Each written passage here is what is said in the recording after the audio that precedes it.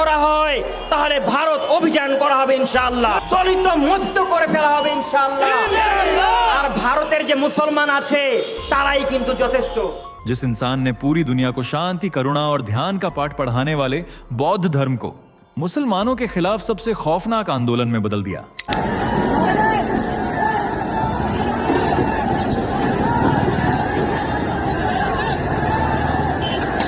सोचिए वो साधु कितना खतरनाक होगा। आखिर क्यों म्यांमार में एक बौद्ध मॉन्क का नाम सुनते ही रोहिंग्या मुसलमान अपने बच्चों को छुपाने लगते थे? क्यों उसके भाषण सुनकर हजारों लोग सड़कों पर उतर आते थे?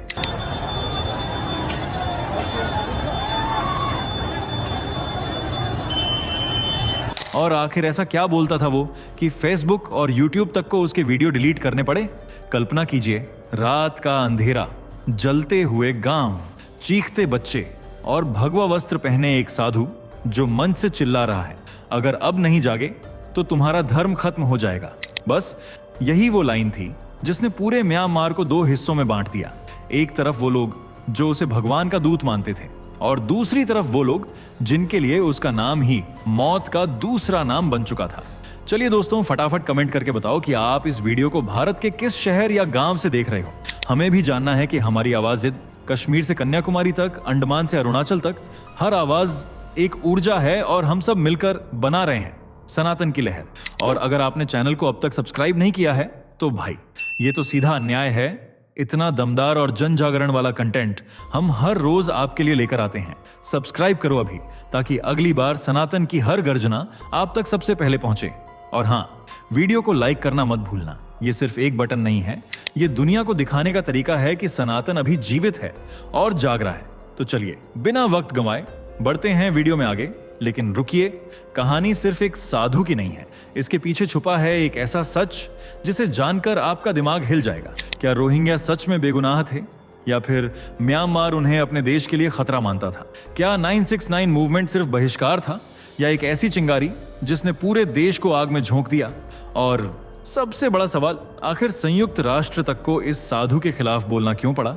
आज की इस वीडियो में आपको वो सच दिखेगा जो मीडिया आधा दिखाती है और आधा छुपा लेती है। इसलिए वीडियो को आखिर तक जरूर देखिए, क्योंकि जैसे जैसे ये कहानी आगे बढ़ेगी वैसे वैसे आपके मन में एक ही सवाल उठेगा, असल में खलनायक कौन था? एक साधु जिसके नाम से थर थर कांपते हैं मुसलमान। क्यों इनके भाषणों को सोशल मीडिया से डिलीट करना पड़ा? आखिर कौन है ये साधु? कौन होते हैं रोहिंग्या मुसलमान? क्यों इन्हें सताए हुए मुसलमान कहा जाता है? क्या है 969 मूवमेंट? इस साधु के बारे में संयुक्त राष्ट्र क्या कहता है? म्यांमार और रोहिंग्याओं के बीच क्या दुश्मनी है? जानने के लिए वीडियो में आखिर तक बने रहें।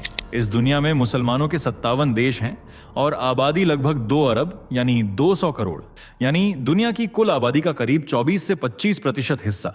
और ये जहां भी जाते हैं मेजॉरिटी में हो जाते हैं। मगर कुछ देश ऐसे भी हैं जहां मुसलमानों की स्थिति बेहतर होने की जगह बदतर हो रही है।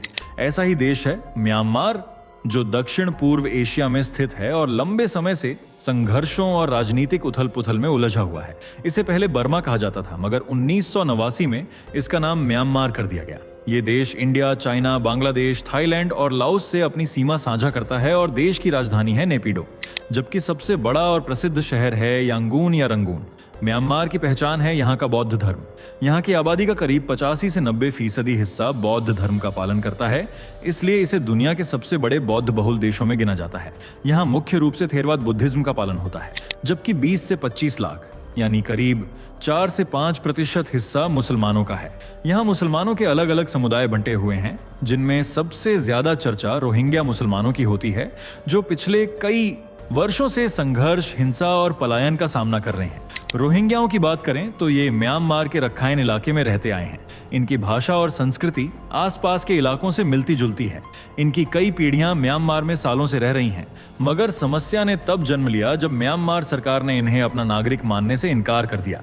सरकार का कहना था कि ये उनके मूल निवासी नहीं हैं, बल्कि बाहर से आकर बसे हैं और देश की आंतरिक सुरक्षा के लिए खतरा है। 1982 में सरकार ने नया नागरिकता कानून पास किया, जिसके अनुसार रोहिंग्याओं को ऑफिशियली म्यांमार का सिटीजन मानने से इनकार कर दिया गया। एक ही झटके में लाखों नेटिव रोहिंग्या बाहरी बन गए और अब उनके साथ सुलूक भी बाहरियों जैसा होने लगा। उनके पास पासपोर्ट नहीं थे तो यात्रा करने की आजादी छिन गई। शिक्षा से बेदखल कर दिया गया, यहाँ तक कि नौकरी में भी मुश्किलें खड़ी हो गईं। धीरे धीरे अपने ही देश में उनकी जिंदगी और आजादी सीमित होती चली गई। हालात तब और ज्यादा खराब हो गए जब स्थानीय बौद्ध और मुसलमानों के बीच विवादों ने जन्म लिया। छोटी छोटी बहस भी दंगों में बदलने लगी। दूसरी तरफ मिलिट्री ने भी खुलेआम रोहिंग्याओं के खिलाफ ऑपरेशन खोल दिया। इधर बौद्ध इन्हें अपने लिए खतरा मानकर धिक्कारने लगे। इस नफरत को सबसे ज्यादा हवा दी सोशल मीडिया पर वायरल हुए कट्टर भाषणों ने, जिनमें रोहिंग्याओं के खिलाफ जमकर जहर उगला गया, जबकि रोहिंग्या मुसलमानों ने कहा कि उन्हें सिर्फ इंसान की तरह जीने का हक चाहिए। साल 2012 इनके लिए सबसे बुरा साबित हुआ जब रखाइन में भयानक हिंसा भड़क उठी। गांव के गांव जला दिए गए, अनगिनत लोग मारे गए और हजारों परिवार बेघर हो गए। कई रोहिंग्या परिवारों को शिविरों में रहने पर मजबूर होना पड़ा। उस समय की तस्वीरें आज भी लोगों को सहमा देती हैं। भूख से बिलखते बच्चे, दवाई के लिए तरसते बुजुर्ग और अपनों से बिछड़ते परिवार। कई परिवार इस हिंसा के बाद म्यांमार को छोड़कर दूसरे देशों में जाने लगे और जो ठहर गए उनके लिए इससे भी भयानक साल बनकर आया 2017, जब म्यांमार की सेना ने बड़ा अभियान शुरू किया और म्यांमार को रोहिंग्या मुक्त बनाने के लिए जमकर क्रूरता दिखाई। खुलेआम पुरुषों को मारा गया, स्त्रियों को जलील किया गया और बच्चों पर भी तरस नहीं दिखाया गया। उनके गांवों को रातों रात जलाकर खाक कर दिया गया और लोगों को भागने पर मजबूर किया गया। आलम यह था कि जिसे जैसे मौका मिला वो म्यांमार छोड़कर भागने लगा। कोई नाव में बैठकर, कोई जंगलों से, तो कोई बीहड़ों से होते हुए भागने लगा। कुछ ने बीच रास्ते में ही दम तोड़ दिया, तो कई बांग्लादेश, भारत और अन्य देशों की सीमा में घुस गए। जब ये खबरें इंटरनेशनल संगठनों तक पहुंची तो यूनाइटेड नेशंस ने इस कार्रवाई को बेहद गंभीर बताया और दुनिया भर में बहस शुरू हो गई। दूसरी तरफ म्यांमार की सरकार का कहना था कि मामला जितना सीधा दिख रहा है उतना है नहीं। ये मुसलमान उनकी सुरक्षा के लिए खतरा बन रहे हैं और आतंकवाद को बढ़ावा दे रहे हैं, इसलिए इनके खिलाफ कार्रवाई जरूरी है। वहीं रोहिंग्याओं में म्यांमार की सरकार और मिलिट्री से खौफ साफ देखने को मिल रहा था। हालांकि इनसे भी ज्यादा वो डरते थे एक साधु से। जी हां, एक साधु जिसका नाम सामने आते ही रोहिंग्या थर थर कांपते हैं। इनका नाम है आशिन विराथू। विराथू को बौद्धिस्ट मसीहा मानते हैं, जबकि मुस्लिम उन्हें राक्षस मानते हैं। विराथू का जन्म म्यांमार के ही एक साधारण परिवार में हुआ था। बचपन से ही वो बाकी बच्चों से बहुत अलग थे। खेलने कूदने और मस्ती करने से ज्यादा उन्हें भक्ति करना पसंद था। जिस वक्त बच्चे गलियों में गेम्स खेलते थे, वो उस वक्त मंदिरों में बैठकर पाठ करते थे। आप कह सकते हैं कि विराथू शुरू से ही धार्मिक प्रवृत्ति के रहे हैं, जिन्हें ईश्वर की भक्ति में समय बिताना ज्यादा पसंद था। वो महज 14 साल के थे जब उन्होंने बौद्ध भिक्षु बनने का फैसला किया था। इसके लिए उन्होंने अपना घर छोड़ा, परिवार छोड़ा और एक बौद्ध मठ में जाकर भिक्षु की तरह जीवन बिताने लगे। शुरू में लोग विराथू को एक शांत और धार्मिक लड़के के रूप में देखते थे, मगर धीरे धीरे चीजें बदलने लगीं। विराथू के विचार बदल रहे थे। अब वो खुद को पूरी तरह से बौद्ध भिक्षु में कन्वर्ट कर रहे थे। ये वो समय था जब म्यांमार में कई जगह धार्मिक आंदोलन चल रहे थे। बौद्ध और मुस्लिमों के बीच छोटी मोटी घटनाएं आम बात हो गई थी। कई बार ये छोटी घटनाएं बड़े विवाद में बदल रही थी और विराथू को मुस्लिम समुदाय फूटी आंख नहीं भाता था। उनके लिए ये धर्म कट्टरता और आतंकवाद की सबसे बड़ी निशानी था। इसलिए वो म्यांमार को मुस्लिम मुक्त बनाना चाहते थे और आज भी उनका यही मकसद है। ऐसे में जब उन्होंने मुस्लिमों को बौद्धिस्टों से उलझते हुए देखा तो उनसे रहा नहीं गया और वो छोटी छोटी स्टेज लगाकर मुस्लिमों के खिलाफ भाषण देने लगे। मगर विराथू के भाषण दूसरे साधुओं से बहुत अलग होते थे। दूसरे मोंक जहां शांति, धैर्य और ध्यान की बातें करते थे, वहीं विराथू के भाषणों में एक अलग ही विरोध नजर आता था। वो कहते थे कि बौद्ध अगर नहीं जागे तो उनका धर्म खतरे में पड़ जाएगा। धीरे धीरे लोग उनके भाषणों से इंस्पायर होने लगे और उनके फॉलोअर्स की संख्या भी बढ़ने लगी। अब लोगों ने उनके विचारों को, उनके शब्दों को रिकॉर्ड कर शेयर करना शुरू कर दिया, जिस वजह से वो बौद्धिस्टों के बीच मसीहा बन गए। लेकिन मुस्लिमों में उनसे डर बढ़ने लगा। जब विराथू को लगा कि अब उनके सपोर्टर्स पूरे म्यांमार में हैं, तो उन्होंने एक आंदोलन शुरू किया जिसे नाम दिया गया 969 आंदोलन।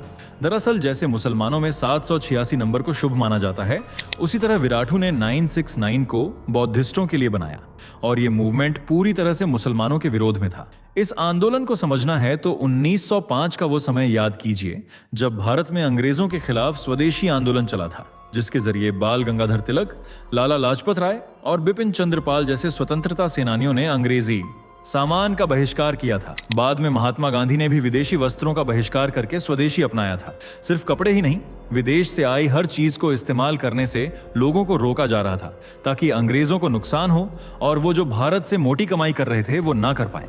विराथू का 969 मूवमेंट भी कुछ ऐसा ही था।